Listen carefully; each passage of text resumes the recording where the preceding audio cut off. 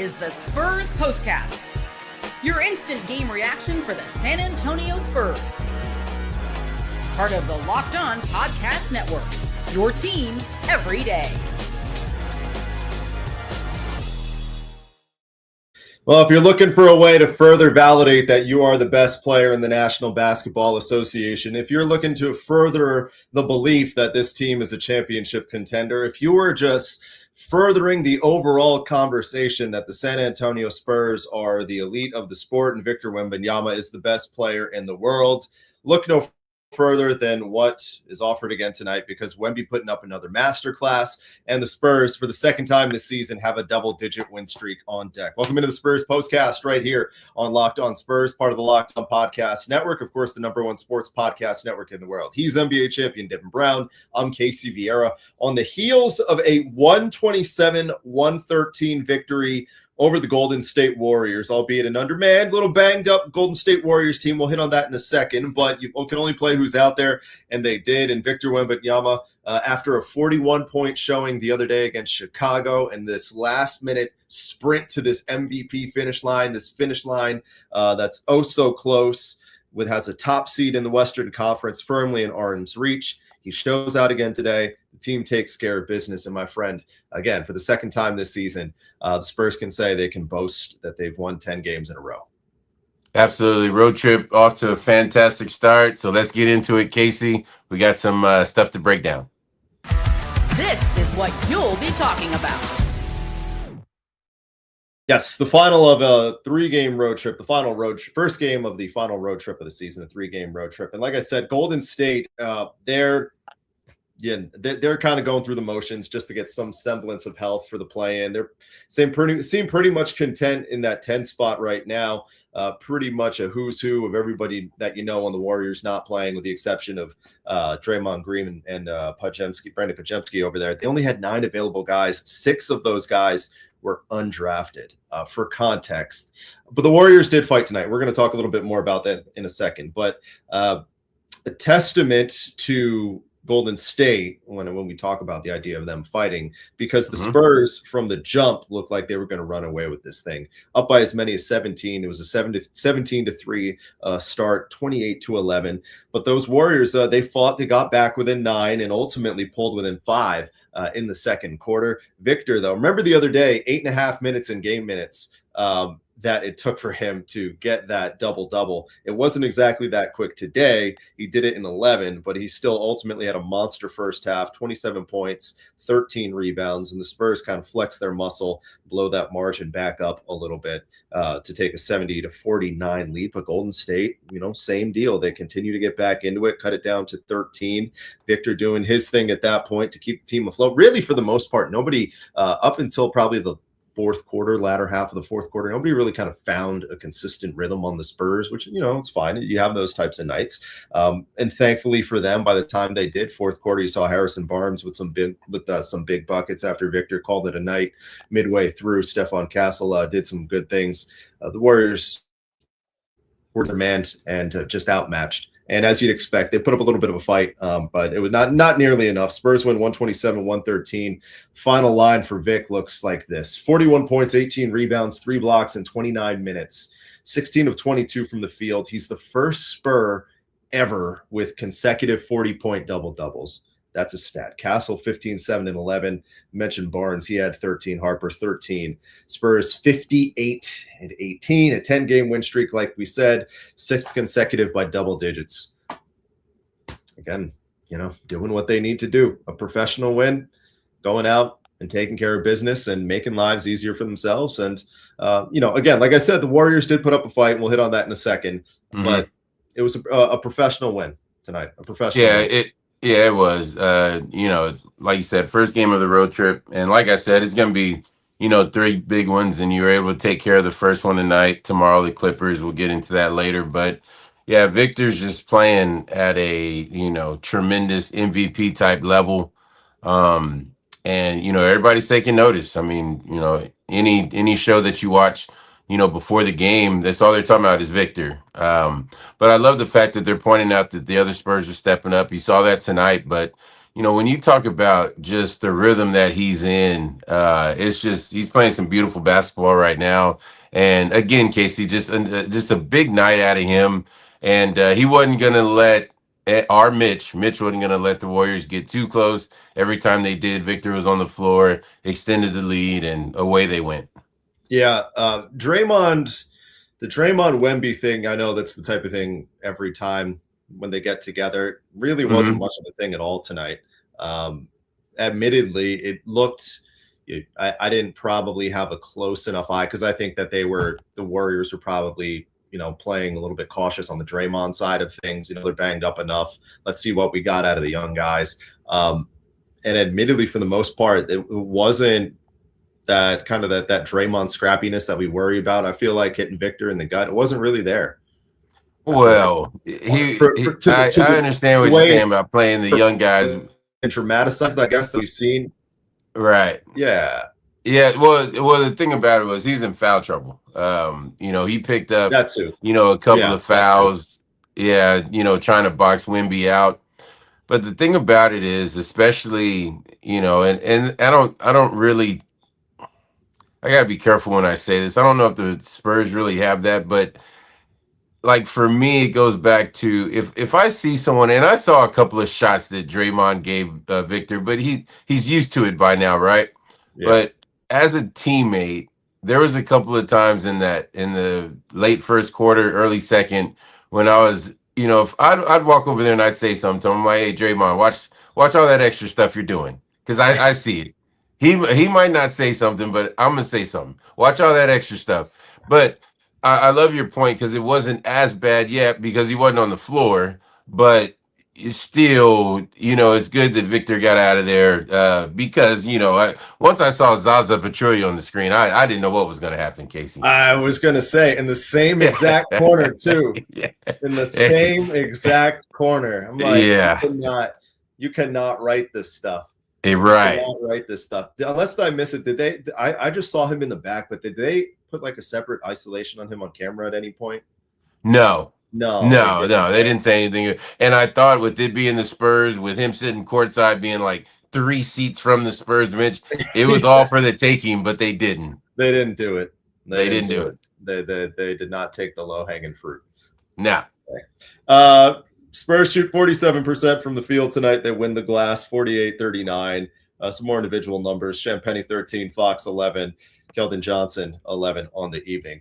The other day, after one of these blowouts, I can't remember which one, you and I, we walked away with the sentiment that these guys, they just need to be tested because they're going through the motions right now, and it might not be the best thing this time of year. Credit to the Warriors tonight. It was a little bit of an X factor in the energy of the game as a whole. They brought that. It's time to reveal who made the biggest under-the-radar impact with today's X Factor.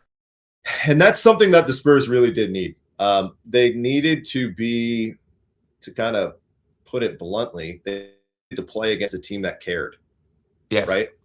Yes. I mean, they needed to play against a team that cared and was going to offer a consistent 48, even when they're down 20, and they were down by as many as 26 Golden State in this game.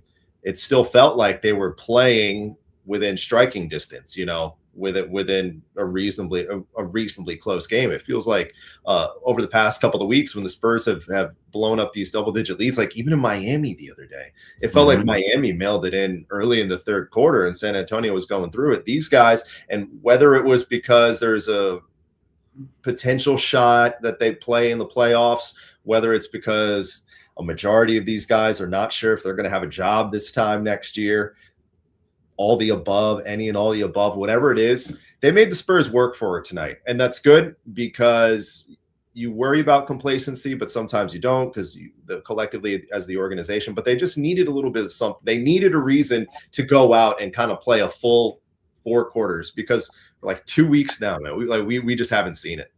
I give, Steve Kerr all that credit. You play for a coach like that that's won championships as both coach and a player. And he had his guys, cutting hard. That's one of the things we talked about before we came on the air, just how hard they were cutting and things like that. Now, the personnel is completely different, but they played hard. and they kept themselves in the game. But at the end of the day, the Spurs have way more talent than they do the guys that were on the floor. But Casey, as a player in that situation, you don't know come playoff time, because Steve Kerr can go to anybody. Well, you want to be one of those somebodies that he goes to. So you don't have a choice but to play hard when you have your main guys out. So the guards and things like that, they're very aware of that. And the bigs, a couple of times you saw a couple of them, they were attacking Wemby, and you like that. And Steve Kerr loves, stuff like that. So you give them credit, but at the end of the day, the Spurs are 11, 12 deep. And like you said, the Warriors, they're battling for not just this postseason, but some of those guys are battling for jobs for the preseason next year. Mm-hmm. Yeah. I thought, I don't know if it was Jefferson or Legler, well, one of the two, they brought up a really good point. They said the best way to go to battle a shot blocker is to go right after them. Right. Because if you consistently show that you fear them, all they're going to do, it's going to gas them up. And I'm like, I actually kind of like that. I don't know how successful it's going to be on the Warriors side of things, but you know what? If I'm some of these guys and I'm proving a point and I'm trying to get a job next year, whether it is with the Warriors or somebody else, why the heck not just go right into Victor's chest, Yeah. Why not? I got to give him credit, man. Like they fought, some of those, like that your 7 guy, what'd they say? He broke his right hand or hurt his right hand and was hurt his right hand, his left. And they're like, yeah, you have to, as long as you're out there and you need this job, man. Yeah. As long as you can stand and you can go out there, they did. I got to give them credit tonight. I mean, they competed. It was good. And the Spurs needed it. Yeah, the Spurs needed it. Absolutely. All right. The one of the teams that the Warriors are competing with in that play-in ballpark, the LA Clippers, that's next on deck for San Antonio. Going to talk about that. That's a tail end of a back-to-back, which is, I was going to say tomorrow, actually Central Time Zone, a little bit later on today, technically speaking. But coming up on the other side, we'll hit on that and a little bit more, coming off of yet another San Antonio Spurs victory and yet another of the convincing fashion tonight. A decisive blowout, 127-113 margin on the road, taking care of business tonight against the Stephen Curry-less Golden State Warriors, amongst a few others that are out. Hey, you might have heard playoffs are right around the corner, and Spurs are going to be there for the first time in a long time. Pretty cool. There's nothing better than being in the postseason, whether it's in San Antonio or anywhere else. Best part, no, that's the best part. The worst part is getting tickets, I guess you could say, in the process of getting tickets, because once they're out there on the secondary market, it's not simple. But that's why the Game Time app has become really the go-to place for scoring tickets fast and without the hassle. And it puts the advantage right where it belongs, back with the users, back with the fans. So whether you're trying to get in on this last 4-game homestand that's coming up in a couple of weeks or in a couple of days in San Antonio, or whether you're maybe even going to that game in LA tomorrow against the Clippers, you want to check it out, because they take all the guesswork out of things and they make it simple. They make it easy for you. Download the Game Time app, create an account, use code LOCKEDON for $20 off your first purchase. LOCKEDON for $20 off. Download the app today. And remember, it's gametime.co as opposed to gametime.com. Also, a message for the business owners, if you will. As you might know by now, spring is kind of a natural reset point, right? And if there's one thing that can quietly cost businesses money, it's messy communication. That's why today's episode is brought to you by Quo, spelled Q-U-O. It's the smarter way to run your business communications. The #1 rated business phone system on G2. Over 3,000 reviews can vouch for it. Over 90,000 businesses can vouch for it. It's going to let your entire team share one business number, so there's never a missed call, a missed text, or above all else, really a missed opportunity. So make sense this season of that, and no customer is going to slip away. Try Quo for free. Get 20% off your first 6 months at quo.com/lockedonnba, quo.com/lockedonnba with Quo. No missed calls and no missed customers.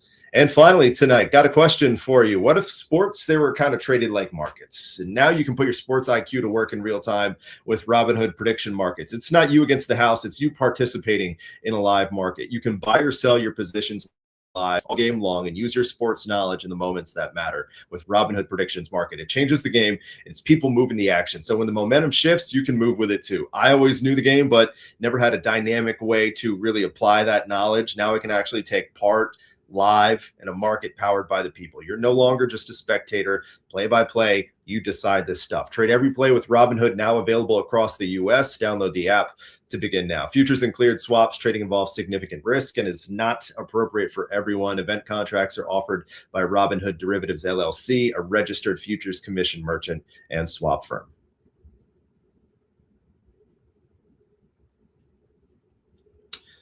A convincing showing tonight from the San Antonio Spurs, as for the second time this season, they can say they've won 10 in a row. They are 2 games off 60 wins for the campaign and a chance to win number 59 tomorrow.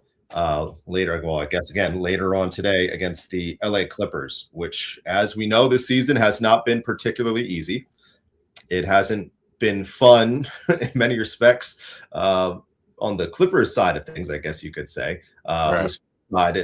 I guess not really on both sides, because in that blowout, it was not fun for 2.5 quarters before the Spurs rallied from 25 back. And then the other day, when they were out there, they were up by 25, and that wasn't fun for Spurs fans either, watching them just sneak things out. This is a really big game that's coming up for the Clippers, because they are still very much in a postseason pursuit. Their spot in the play-in is locked up, but right now they are only a half game up on Portland, because they lost to Portland on Tuesday now, and they're a half game up on Portland from the 8 to the 9 seed. And remember, so if you fall to the 9 seed in that play-in spot, that's single elimination.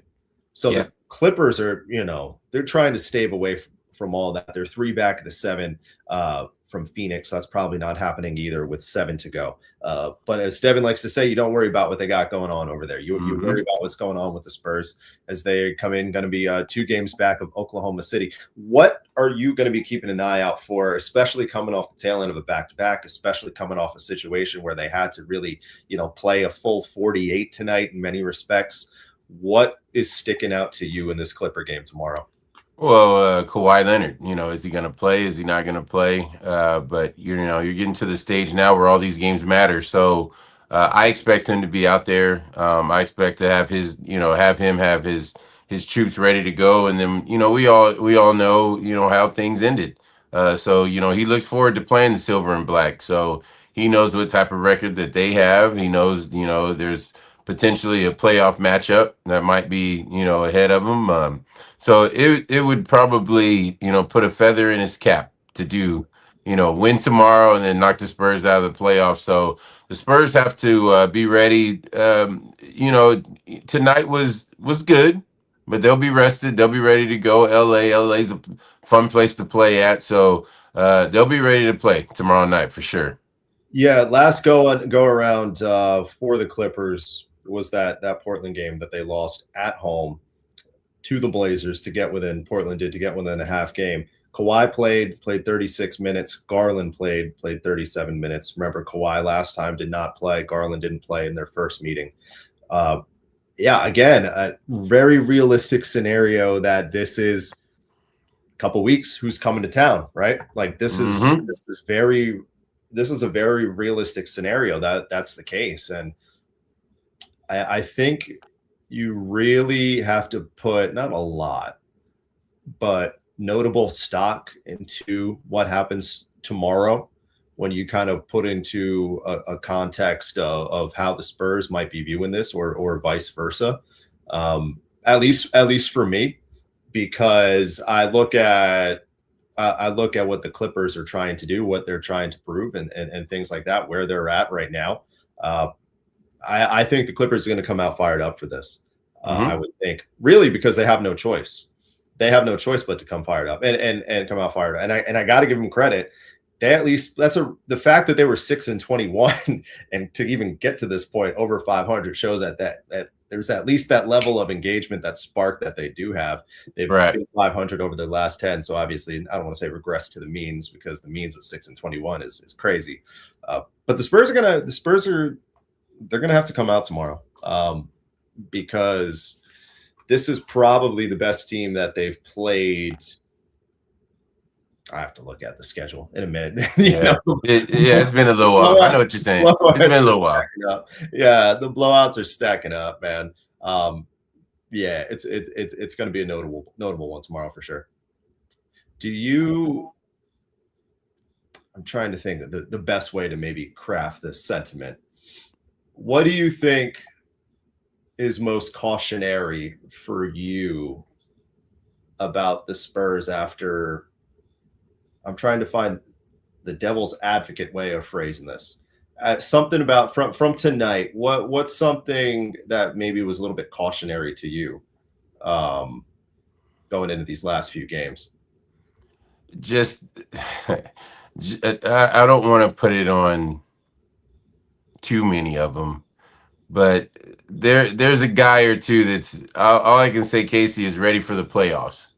Yeah. And I just want to make sure that they understand that these games are important to make sure that you have a good rhythm going into the playoffs.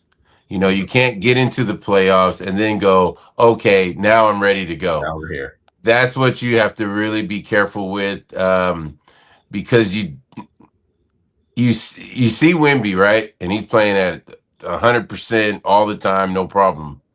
And you got some others that are doing the same thing. But, there is one or two that's just kind of like coasting, waiting on the first round. And I just want to say, be cautious about doing that. Because now you miss a couple of shots in the playoffs and that pressure starts stacking up on you. Next thing you know, that hoop's going to get further and further away. Do you think a Clipper game like what's on deck, do you think that helps in at least sparking it in the sense that they might know that this is who they're facing in the first round? It's going to spark it in the fact that you love playing in New York, you love playing in Miami, and you love playing in LA. There you go. That's Even if it's like the Clippers and the Nets, it's still New York and still New York. Right? Yeah, exactly. Hey, worldwide stuff that Victor Wembanyama is doing and expectedly gets the love tonight. This is the Locked On Player of the Game. Our buddy Jordan Howenstein with Spurs PR, he was on rapid fire with the Wemby all-time numbers that he's posted tonight. So for brevity's sake, let's see the best one I can probably hit you with. Victor Wembanyama is the first Spur in franchise history to have 5 straight games with 15 points, 15 rebounds. Duncan and Robinson had 4. Wemby is the third player in Spurs history to have 40-plus in back-to-back games, joining Iceman and Ron Brewer, interestingly enough. Only 15 in NBA history have at least 2 career games of 40 and 15 with multiple threes. Wemby now has 2 in the last 3 days. I could go on all day. I can go on all day. Yeah. But above all else, he gets our player of the game tonight. Yeah, absolutely. I mean, he was fantastic. 27 in the first half and then got it going in there in the second half. And like I said, I mentioned it earlier, he's playing at a MVP level. And so he just has to continue to do that. The main thing is stay healthy, and he's doing a great job of that. So, Casey, we have a lot to look forward to moving forward. That we do. Next time you're going to be hanging out with us, 24 hours from now, and it's going to be another late night, man. That's why we're excited for the playoffs too. Of course, on this last little home stretch, they had to throw another back-to-back West Coast game in there. They couldn't even give us a day to separate in the middle. I don't know if that's a good or a bad thing. Probably not a good thing, but shout out to you guys though. It's almost 12:30 in the morning Central Time, and we're pushing 250 in real time. And if you guys are having fun, we'll stay up late with you. And we appreciate you guys doing exactly that. Don't miss Matt tomorrow.